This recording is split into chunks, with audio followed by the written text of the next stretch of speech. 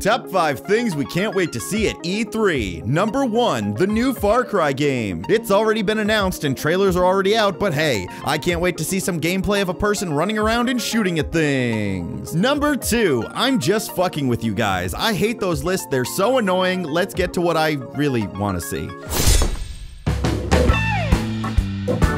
Every year around E3, I get asked, Anthony, what are you hoping to see at E3 this year? So here's my answer for this year and every year. I have no idea. Now, I'm not saying that to be a smartass, but that statement is 100% true. Every year, there are top 5 and top 10 lists that just feature the same crap we already know is coming out. But what I want to see at E3 is something that I never expected. As a kid, and still somewhat today, I would avoid all spoilers of the E3 press conferences until I could sit down and experience the announcements myself. It might sound silly to some, just a corporate event of game companies showing off new stuff, but it's a dream of mine to be there live at the show one day. To me, E3 is an exciting time for hardcore gamers. It's just like watching a sports draft and freaking out over the players getting traded or whatever. I don't really watch sports. We've given players the ability to think intelligently. Nobody fucking cares! Every year, the big companies, except for Nintendo because, ooh, I'm too good for E3, come out and show us what's coming up in the next 2 or 3 or 4 or God knows how many years. Sometimes it's bullshit, sometimes it's what we were expecting, but sometimes they catch everybody off guard. When I say I don't know what I want at E3, I mean it, because the best moments are those surprises, but a few stand out in my mind that I will never forget.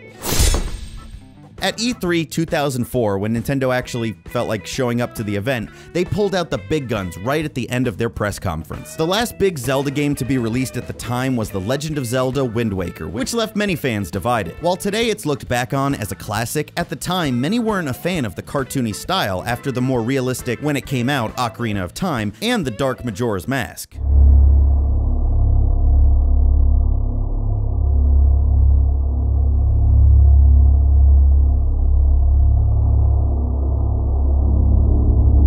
So Nintendo went through all their announcements, even going so far as to say, I hope you all enjoyed our program this morning. But then this happened.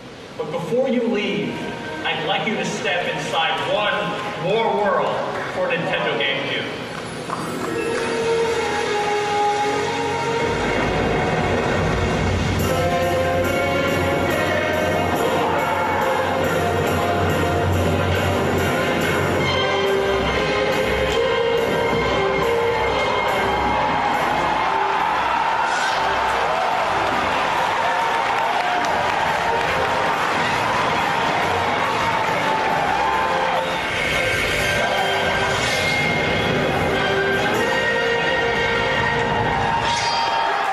I'm not even a big Legend of Zelda fan myself, but I know the weight that that series holds, and to this day, I still get goosebumps watching that clip. When the game finally came out, most fans were pleased, but as you'll see next, that's not always the case. Now this one's a bit weird, but it was still shocking at the time. E3 2005, just 1 year after the Twilight Princess announcement, we were ready to jump headfirst into the 7th console generation.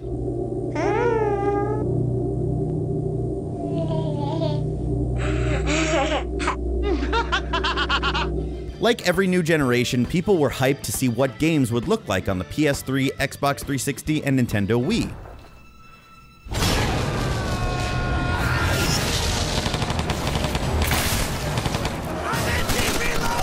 Yeah, that last one was a little bit disappointing, at least graphically, but the other two were pushing state-of-the-art graphics, at least for consoles. So E3 came around and everyone was showing off their in-game trailers, and none was more impressive than Killzone 2's in-game reveal trailer. We've got incoming anti-air! This is gonna be rough! Move away! You're gonna be in our line of fire!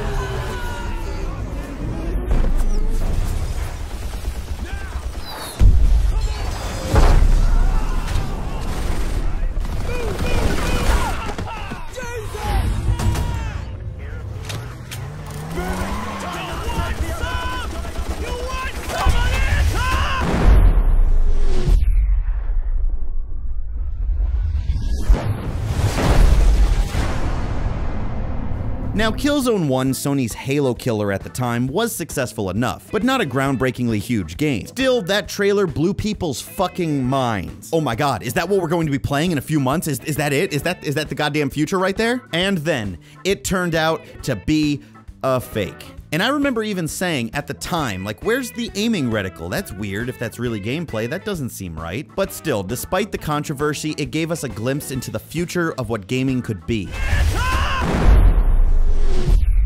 Funny thing is, nowadays that trailer actually looks pretty shit compared to even later games in the same series. But still, at the time, it got our minds going on what was to come in the future. The future!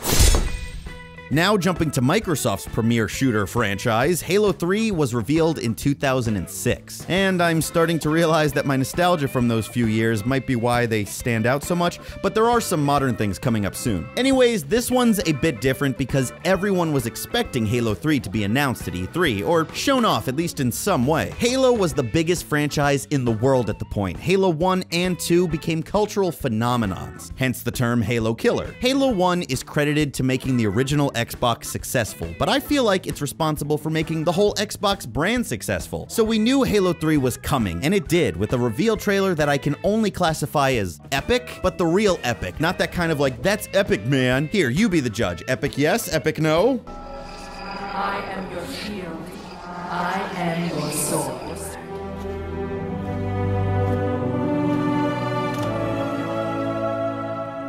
I know you. Your past. Your future.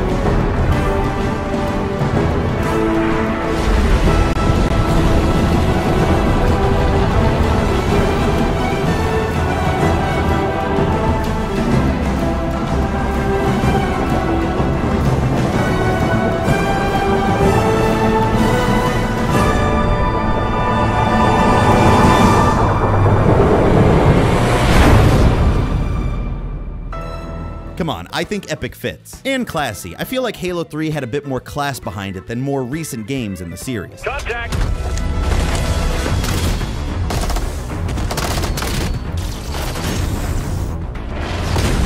So Halo 2's ending might have left some gamers burned, but after that reveal trailer, I don't know about you guys, but I was ready to finish the fight.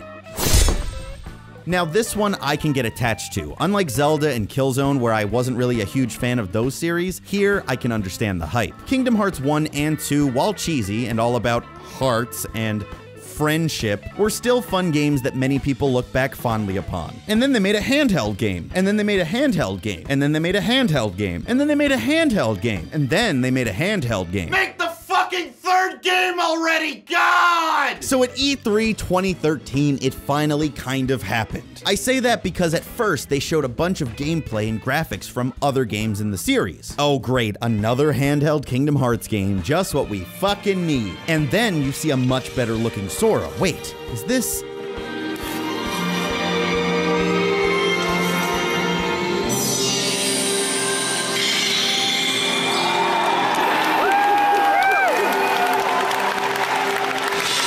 Once the logo came up, I remember giving an oh shit. Nobody saw that coming, and still might never see it coming actually because the game's still in development in 2017. But this is the excitement a long wait can bring. Shenmue 3 fits under this category as well. Despite being a huge Dreamcast fan, I never really played the Shenmue games. Sorry. So Kingdom Hearts is a little bit more exciting to me.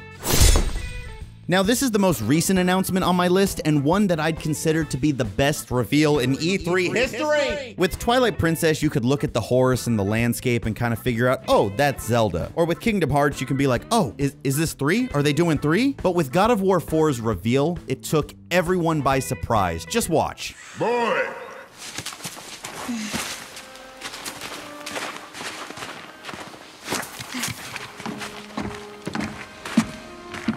Your mother's knife. It belongs to you now.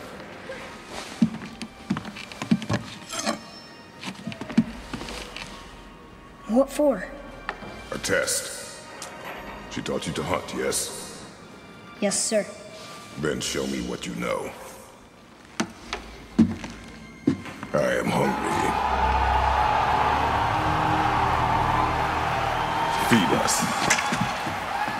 Such a great moment, and something I wasn't expecting out of E3 2016. Most of my favorite moments are from years ago, and I've noticed a lack of at-show announcements over the last few years. To beat the E3 hype bubble, developers now show off their game early, and to me, ruin the excitement. You can see that right now with Far Cry 5. What a cool reveal that would have been, showing off the setting of Montana on stage at the Ubisoft press conference. But instead, it was just shown off online, and now we're just gonna watch some gameplay of co-op or something, I'm sure. Everyone do it with me.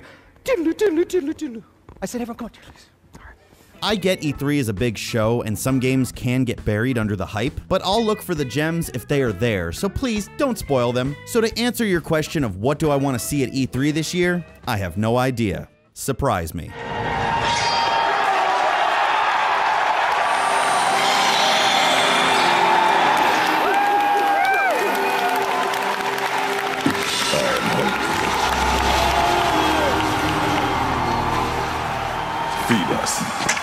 Thank you guys so much for watching. Let me know your favorite E3 announcements in the comment section below. People a little older than me might have fond memories of the late 90s and early 2000s. I didn't really start watching till 2003, so what were your favorite ones? Let me know. So if you want to help out the show, please hit that like button and subscribe to the channel if you're not. And if you really enjoy these videos and want to go above and beyond, consider supporting me on Patreon. Giving $1 or $2 to each video can help out so much and hopefully help me make more. That being said, let's give a special thanks to everyone over on Patreon right now who donated over $5. Hey guys, sorry if this is a bit of a tonal shift that you weren't expecting, but right after going, let's give a special thanks to everyone after $5, I planned on coming in and recording all the Patreon names because I usually wait till just before the video comes out in case anybody wants to add themselves to the Patreon so I don't miss anyone. But coming in today, unfortunately, I've lost a special friend of mine, not a person. Every time I say that, I'm thinking everyone's gonna be like, oh my god, it was my puppy Cody, my dog, a friend of mine who has been with me, god, since 5th grade in elementary school, something like that. He was 14 and a half. He had a good run. He's been with me so long that his actual name is Cody Banks Pagliaro, just like me. And yes, that is the, was his name Frankie Muniz movie where he was a, where he was basically a secret spy agent. I've had Cody for so long that I thought that was cool. Anyways, just wanted to explain the tonal shift here. I want to still give a special thanks to everyone on Patreon, but I also want to, even though it's never going to be enough to dedicate to such an awesome dog, I want to dedicate this video to him as well. As I've said on Facebook and Twitter, it's become my sentence, but Cody, you were my best friend, and I will never forget you, and you will never die in my heart. That being said, let's try and... I just wanted to basically say that because it would be a weird tonal shift to go from let's thank everyone to hey guys. So let me give you a special thanks. Everyone on Patreon who donated to Patreon, thank you guys so much. That is Xavier Charlotte, thank you. Emmerigs887, who is new this month, thank you so much. Anthony Smells Funny, which is still hilarious. TJ Grum, thank you. Darian A. Mann, thank you. Omar Diaz, thank you so much. Riley Davidson, Michael Mad Bradall Shaver, thank you. Paulie Witowski, thank you. Cody Edwards, thank you. Oh, Cody. Cody! Oh! Zach $2 Cooper, Ryan O'Connell Shadow Cloud, and Frederick Moeller. Thank you guys so much for supporting the show. It means a lot. Don't worry, I'm gonna be fine. He went peacefully, and he had a good run. But thank you guys so much for supporting the show, and everyone, if you're still watching at this point, thank you guys so much for watching the video. Have a good one, and I'll see you next time.